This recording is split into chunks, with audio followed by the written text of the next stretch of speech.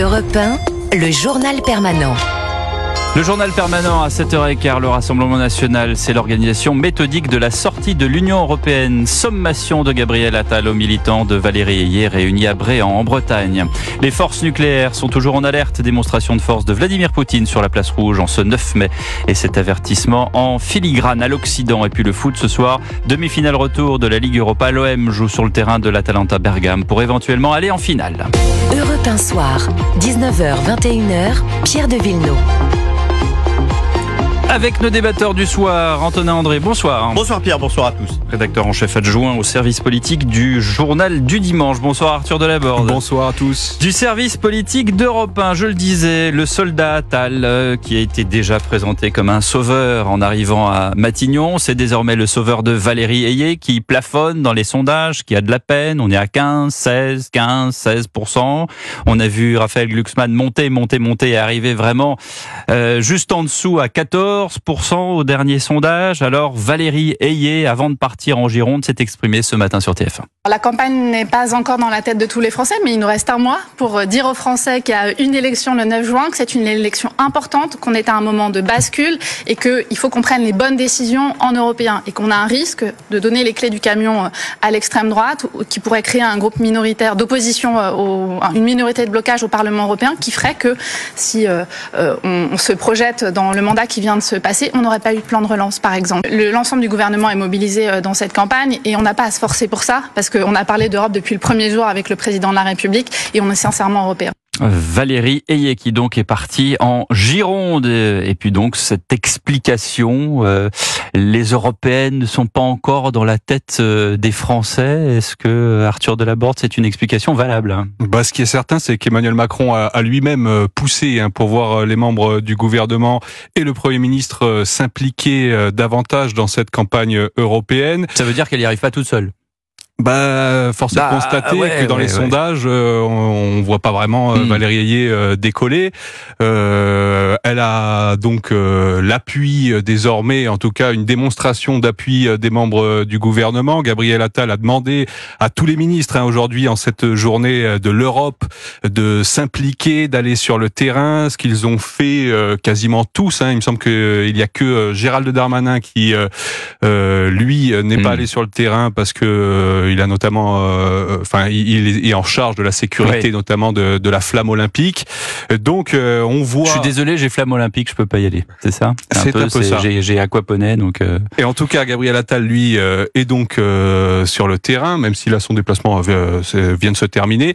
On sait que a priori, il a fait une campagne jusqu'à présent en pointillé. Il a d'ailleurs aussi participé au meeting de Valérie Ayé à la Mutualité à Paris. Jusqu'à présent, on le voyait quand même assez peu impliqué dans cette campagne, Gabriel Attal. Je pense que il sait qu'il a beaucoup de coups à prendre et que c'était pas forcément, en tout cas il a hésité avant de s'engager davantage. Antonin André. La difficulté de cette élection européenne, c'est qu'en fait il est question de tout sauf d'Europe. C'est-à-dire que le sujet n'est pas l'Europe. C'était montré dans les sondages d'ailleurs ce matin. C'est une élection qui arrive quasiment à mi-mandat et qui en fait est détournée de l'enjeu européen, dont on ne parle assez peu finalement. C'est bien la première fois dans les européennes. Pas toujours. C'est souvent un vote aussi qui permet de s'exprimer sur un tour, donc où vous allez voter vraiment pour votre parti, pour envoyer un message au président de la République, pour le sanctionner ou pour l'approuver. Et donc en réalité, l'enjeu n'est pas tant de savoir si le Rassemblement national va être préjudiciable dans le prochain Parlement européen, ce dont personne ne peut juger parce qu'on n'est pas des maîtres en arithmétique de comptabilité des groupes européens et que personne ne s'y intéresse. En tout cas, c'est complexe. Mais le sujet, en fait, pour Attal et pour le gouvernement, n'est pas, et de mobiliser, en fait, sa base. C'est-à-dire de mobiliser les gens qui ont voté Emmanuel Macron au premier tour, qui sont à peu près 20 à 22%. Ces gens-là, aujourd'hui, ne sont pas dans la campagne. Et dans les sondages, un électeur de Macron sur deux qui s'exprime dans les sondages aujourd'hui, ne se déclare pas votant et ne dit pas qu'il va aller voter. Et en fait, l'enjeu se trouve là. C'est-à-dire que il faut que Gabriel Attal et le gouvernement, en fait, se mobilisent parce que ils doivent aller réveiller cet électorat macroniste qui est leur cœur, leur base, et qui est une base assez solide en réalité. C'est-à-dire que Macron a quand même bénéficié plus que d'autres présidents d'avoir une base électorale assez solide. Donc ils vont mobiliser ces électeurs-là, d'où d'ailleurs le choix de la Bretagne, d'où le choix de Bordeaux, d'où le choix demain de La Rochelle où le Premier ministre se rendra. Moi je l'accompagnerai pour le JDD et donc je vous en ferai un long débrief dans le journal de dimanche. Volontiers. Mais si vous voulez, pour eux l'enjeu c'est d'aller sur les terres où il y a un électorat macroniste assez fort, qui pour le moment dort un petit peu, et puis si ces gens-là vont voter, en fait mécaniquement vous arriverez à 18, 19, 20. Mais est-ce qu'il y a un effet Attal? Est-ce qu'il y a là vous parlez de réveil matin. Alors, est-ce que le meilleur réveil matin, on va dire de tout le groupe Renaissance, c'est Gabriel Attal? Je vais vous donner les éléments que j'ai en ma possession après avoir discuté avec pas mal de gens de la majorité.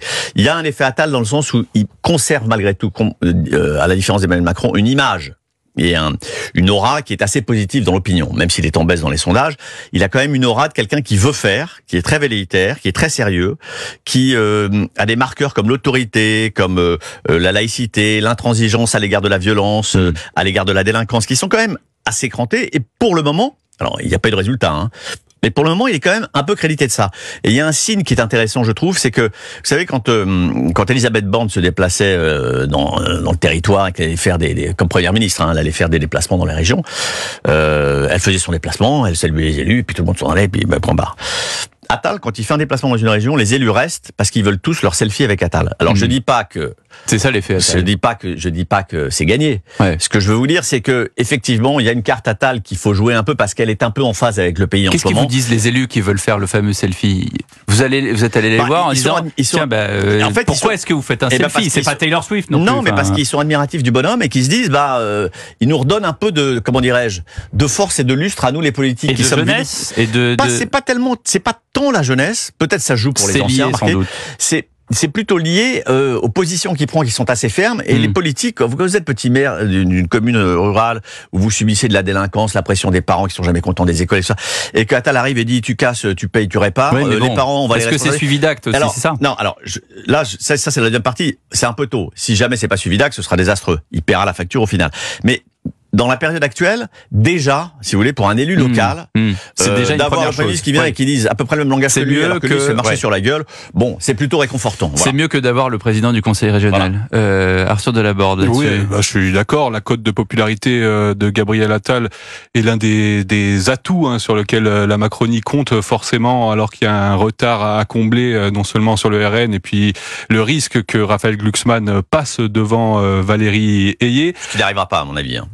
Pourquoi? Ça, c'est intéressant. Parce que dans chaque élection, vous avez toujours un phénomène sondagier qui est bien connu des journalistes politiques, parce que on est tous peu ou prou un peu piégés à chaque fois sur un épouvantail qui est utilisé par les sondages. Et vous savez, les sondeurs, ce qu'ils font, il y a des effets de correction. C'est-à-dire que quand on a un panel et qu'on les sonde, on corrige à la hausse, à la baisse, on pondère en fonction du panel qu'on a, de la difficulté à assumer son vote ou pas. Ça a été longtemps le cas pour le Rassemblement national. Je pense que de façon un peu intuitive, les sondeurs ont plutôt tendance à pondérer Glucksmann à la hausse.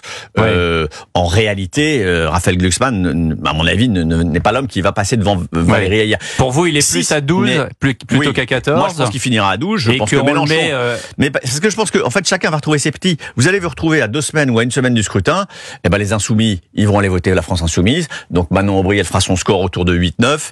Les écologistes, alors eux, je serai moins catégorique parce que je pense que Glucksmann leur prend beaucoup, donc eux seront peut-être sous les 5, mais Glucksmann ne gardera pas tout le capital sympathique qu'il a aujourd'hui de la gauche autour de lui. Glucksmann a vraiment un programme très centré sur l'écologie, ça c'est vrai. Pour revenir sur la difficulté que peut avoir Gabriel Attal, c'est que Antonin évoquait les sujets marqueurs, notamment l'autorité, la lutte contre la violence des jeunes, etc., qui lui seront propres.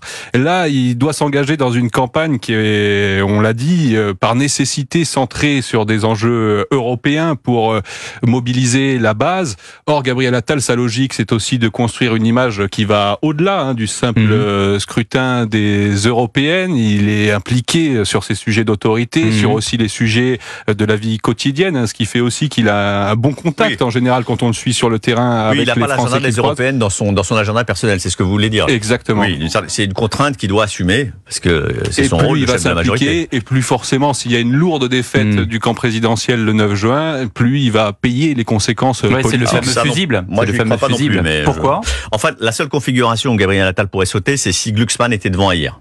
Là, effectivement, on assistera à un cataclysme politique. Parce que là, c'est l'humiliation. Là, oui. Là, vous avez une recomposition du paysage politique. Et puis c'est le fameux retour du clivage gauche-droite dont on a tant dit que ça n'existait plus. En tout cas, ce sera difficile de faire comme si c'était pas un fait politique majeur et structurant de la vie politique. Donc, mais hormis ce scénario, même si hier est à 16 et que Bardella est à 32. Parce qu'il y a eu une petite musique dans la majorité, Arthur Delaborde, comme quoi, si on fait 20, ça ira, quoi. Bon, là, on n'est pas à 20, on est à 16, mais en gros, c'était pas non plus un cataclysme pour les macronistes. Oui, parce qu'on explique que finalement, comme il y a beaucoup de sortants chez les macronistes, que l'usure du pouvoir, 7 ans que le président est au pouvoir, fait que cette élection va être compliquée à remporter, donc on comprend en filigrane que 20 points ça satisferait la plupart des cadres de la majorité. 20 points, ce sera un bon score pour la majorité. Non, mais 20 points, est-ce que c'est vraiment c'est la base électorale d'Emmanuel Macron. Non mais en fait, il ne peut pas espérer mieux. Non mais je reprends les sondeurs. C'est vrai que ça met un doute là, les sondeurs qui pondèrent à la hausse, à la baisse. Si ça se trouve, on est à 20. Enfin, le Renaissance est à 20. Non, on n'est pas. Non, parce que leur électorat n'est pas mobilisé. On n'est pas à 20 chez Renaissance. Non. On posera la question d'ailleurs à Valérie Ayé, ce qu'elle en pense dimanche, parce qu'elle est l'invitée du grand rendez-vous d'Europe 1 CNews Les Échos. Une petite pause, les amis. On va se retrouver avec le rappel de l'actualité dans un instant, et puis après on parlera de Poutine qui montre à nouveau ses muscles à l'Occident avec cette petite phrase sibylline: les forces nucléaires sont toujours en alerte. Alors les forces nucléaires, elles sont en alerte, j'allais dire, dans toutes les démocraties occidentales qui possèdent le nucléaire, mais là, venant de Poutine, c'est peut-être pas forcément des bonnes nouvelles. À tout de suite sur Europe 1.